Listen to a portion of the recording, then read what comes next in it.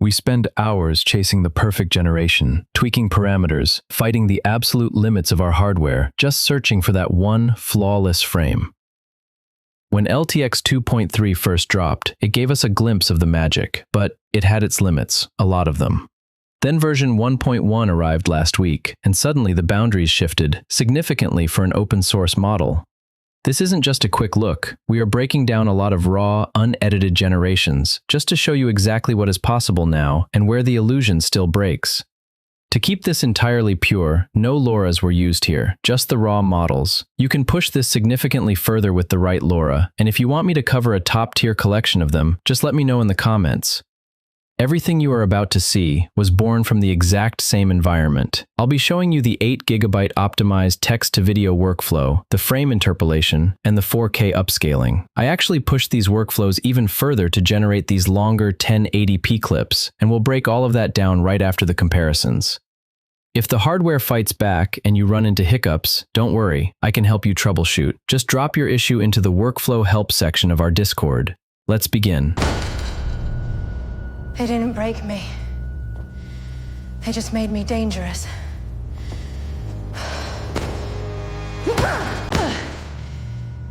They didn't break me. They just made me dangerous. The first prompt demanded gritty urban realism, a moody 2 a.m. atmosphere beneath a single, isolating overhead lamp. Version 1 couldn't see the vision. It's washed out, flat. It feels like a brightly lit commercial gym on a busy Tuesday night. The lighting instructions, it ignored them completely. But then you switch to version 1.1. Look at the image depth. It completely understands the deep, moody shadows and the high contrast. It respects that one solitary light source, casting realistic shadows that perfectly sculpt the character's physique. The difference in raw image fidelity here, it is literally night and day. But visuals are only half the battle. We need to talk about spatial awareness, physics, because honestly, this is the big one. Watch closely when version 1 throws the punch. It just loses the plot entirely. The spatial geometry is basically non-existent. She miscalculates the distance, swinging at dead air right next to the heavy bag. It's a classic AI hallucination that instantly shatters the immersion. But switch over to version 1.1. When she steps back and throws that hook, she is perfectly aligned with her target. Moving on, let's see how these models handle a more visually stunning prompt. The instruction was explicit, an anime style with lush, hand-painted backgrounds.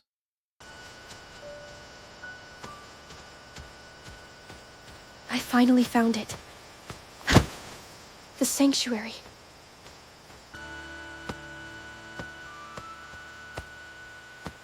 I finally found it. The sanctuary. And, well, version 1 just completely ignored it. It rendered the entire scene in full 3D animation. The quality is high, sure, but it's fundamentally just the wrong style. Now check out version 1.1. This is where the update truly shines. It actually followed the instructions surprisingly well. The result is this gorgeous 2D anime aesthetic, with highly detailed backgrounds that adhere exactly to the art direction we asked for. And probably the most obvious issue in the first clip is how the guy just glitches out of frame, randomly falling down in the sky into a kneeling position. Version 1.1, it handles that transition flawlessly. Alright, a dimly lit stone armory inside a medieval Highland keep. Let's see exactly how accurately the two LTX versions handle this transition. The iron from the eastern mines is terribly brittle, Commander. It only needs to hold together until nightfall. After that, we won't need swords. The iron from the eastern mines is terribly brittle, Commander. It only needs to hold together until nightfall. After that, we won't need swords. Right off the bat, the spatial awareness in version 1 completely falls apart again. Version 1.1, on the other hand, caught the transition much smoother, though yeah, it does seem like the hands are still morphing a bit. Moving on, I specifically requested a cold, dimly lit stone armory featuring a narrow vertical arrow slit. Version 1 completely ignored those architectural instructions. It just dropped the characters into a brightly lit room with a metal fence and an open ceiling. Looking at the colors again, it feels incredibly flat, and that generic overhead lighting just totally destroys any dramatic tension. On the flip side, version 1.1 followed the prompt perfectly. It generated those heavy stone walls, the mounted weapons in the background, the exact narrow window that we actually asked for. It creates this really stark shaft of pale daylight cutting through the darkness, creating these beautiful, harsh shadows on the characters' faces. It really establishes that gritty medieval atmosphere the prompt was demanding. Let's shift gears a bit. A moody, cinematic train station scene. I specifically asked for an analog film aesthetic with a strong blue hour mood. 40 years I worked that line. All I got is a watch and a secret that's about to bury me. 40 years I worked that line. All I got is a watch and a secret that's about to bury me. The first clip completely missed the mark on the color science. It delivered this flat, muddy, and desaturated gray palette that honestly just feels like a standard overcast afternoon, and the cigarette is basically invisible. However, version 1.1 totally nailed the assignment. It generated these rich, deep blue tones that perfectly capture that requested blue hour aesthetic. It gives us much smoother motion, and you can actually see the cigarette this time. Let's check out the smoothness of motion with this next prompt.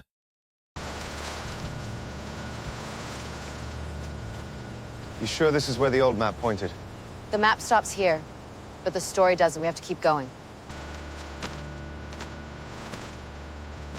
You sure this is where the old map pointed? The map stops here, but the story doesn't. We have to keep going. Right here, the walking and the movements just feel robotic and flat. It's kind of lifeless. But jump over to version 1.1, and the movements have significantly improved. They just feel a lot more natural and smooth. Now let's throw a fantasy generation at it. Let's see which model can generate this figure flawlessly, along with this vibrant, colorful environment. By the roots of the ancient ones and the breath of the forgotten winds, I call upon the deep magic. Awaken and protect this sanctuary from the encroaching shadow. By the roots of the ancient ones and the breath of the forgotten winds, I call upon the deep magic. Awaken and protect this sanctuary from the encroaching shadow. Well, here the colors are super washed out, plus the figure is just too generic and completely ignores the proportions we specified in the prompt. Now over here, the immediate difference is the crazy picture quality and those vibrant, popping colors. The figure is also absolutely spot on, really enhancing that whole fantasy vibe. But as you guys might have noticed, the base LTX 2.3 just kind of falls apart mid-action. It really struggles to generate actions seamlessly throughout the full duration of the clip. Version 1.1 honestly feels significantly more stable. It holds the action together seamlessly most of the time. For those of us running these models locally, this is an absolutely massive win. I know LTX still has its fair share of issues, but seeing the evolution of an open-source model like this, especially while a lot of other models like the WAN series have shifted to being strictly cloud-based, it is honestly nothing short of inspiring. Check out these prompts and text-to-video generations to get a better feel for the differences between the two models. They say some secrets never leave this town. I'm starting to think they're right.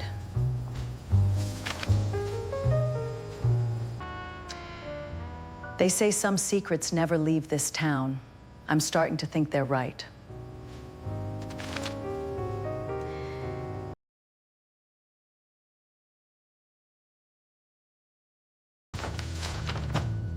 The dates don't match. Not for any of the shipments.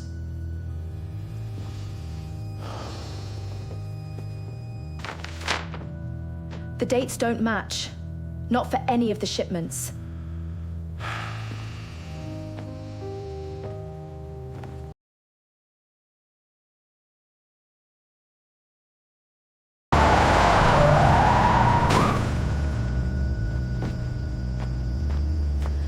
Looks like we lost them.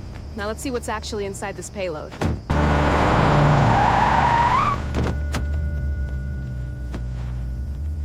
Looks like we lost them. Now let's see what's actually inside this payload.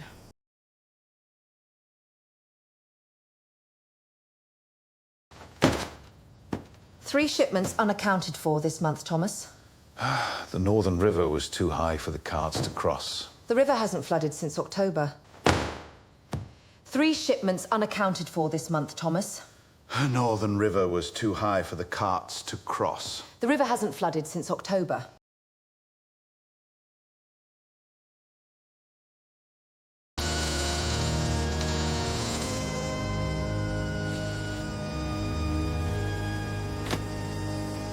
System online. We're in.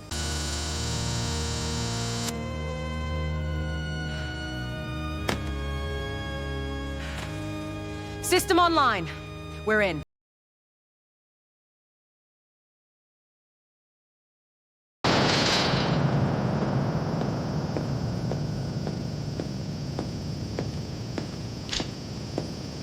Time's up, boys!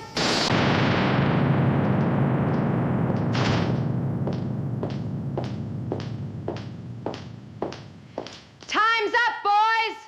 Oh, and feel free to just skip this section and jump to the next one if you're already running LTX workflows without any issues. First up, let's talk error troubleshooting. I personally use Python 3.12 for my ComfyUI environment. Just a heads up, newer Python versions might actually throw some errors when you try to wake up LTX 2.3.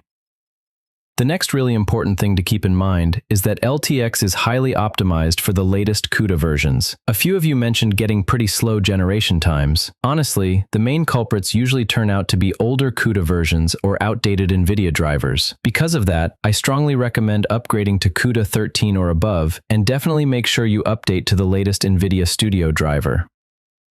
And remember, if you upgrade your CUDA, you're going to need to do the exact same thing for PyTorch. Just click Get Started right here, and that'll direct you over to this page. Select either the stable or nightly version. Just make sure you select CUDA 13 right here, and it'll spit out this link for you. All you have to do is copy it, head over to your main ComfyUI directory, type cmd into the address bar, and hit enter. Then just paste the command right in there and execute it. Now, before you actually run the workflow, make sure you update ComfyUI. If you're on the stable version, update using this bat file. But if you're rocking the nightly version like I am, you'll want to run this one instead. As always, right here you have the links to all the models used in the workflow, along with their storage locations. You only actually need one version here, either the GGUF1 or the FP8 version. GGUFs tend to be pretty stable and really don't stress out your system too much. But I personally lean towards using the FP8 version since I'm running an RTX 5060. Its Blackwell architecture natively supports FP8s, and that lets me enable Sage Attention, which honestly gives me significantly faster generation times compared to using GGUFs. If you do decide to go with the GGUF version, just double-click on any empty space, type UNet into the search bar, and select the UNet Loader GGUF node. Once you've got it selected, connect that UNet loader right into the LTX vchunk feed-forward node, and you can go ahead and either remove or just bypass the diffusion model node entirely. Now, if you're using the FP8 version like me, and especially if you have an Ada Lovelace or Blackwell GPU, you can plug in these exact settings I'm using right here to get some faster results. If you're working with older generation GPUs though, I'd say just stick to the default settings, as they might not natively support these options. Alright, this next part is super important. Only use Sage Attention if you've actually installed it properly. Otherwise, just keep it disabled to avoid breaking the workflow. Here, I've gone ahead and included this specific node just to squeeze a little bit more performance out of limited VRAM setups, like 8 gigs. But you do have to keep in mind that even with this node, consistently generating 25 frames per second, 1080p clips that are longer than 12 seconds on just 8 gigs of VRAM using the FP8 version, well, it still isn't really possible, at least not for me. So definitely let me know down in the comments if you manage to pull off longer generations. Just make sure you keep the exact same frame rate value in both nodes. Right here you've got the resolution and the total length. These are the exact same values I used for the clips you're seeing in this video. Now, here is the official ComfyUI frame interpolation workflow. It actually just dropped yesterday, and it has made things so much more convenient for us 8 gig VRAM users. Just click on Templates right up here and simply select the video frame interpolation workflow. Here's exactly what you need to download, and you're just going to drop it right inside the frame interpolation folder.